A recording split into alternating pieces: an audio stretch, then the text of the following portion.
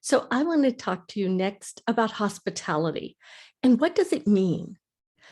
When we're asked the two greatest commands, we're told it's to love God with every fiber of our being and to love our neighbors the way God does.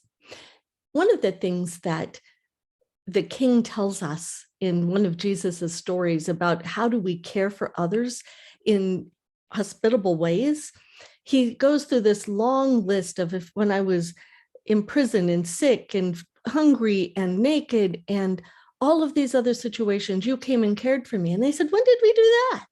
And he says, when you've done it for one of the least of these, you've done it for me. In other words, when you've done it without expecting anything in return, when you've seen somebody who was in need and cared for them, regardless of what that care was.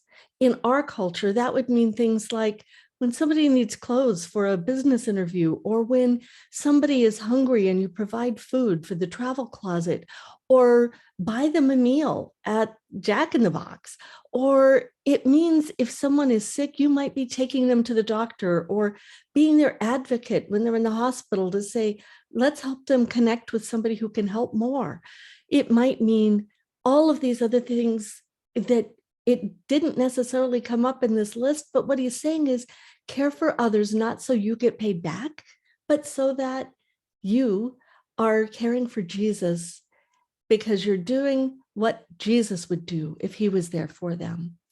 And then the second part, he says, you have to realize that's a part of your spirituality. What you do for people isn't just so you get invited back to their house for dinner. It's to share with them. He says that's what true fasting is in Isaiah.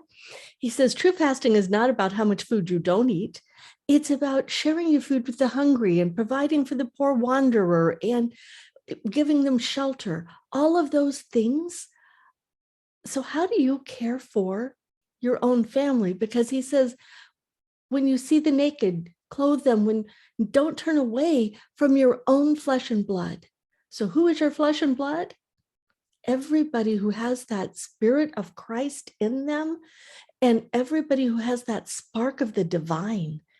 We should care for all people, regardless of how they treat us. That's hospitality. And as you move to the right, what you're going to see is more and more opportunities present themselves, and your heart changes to want to do it.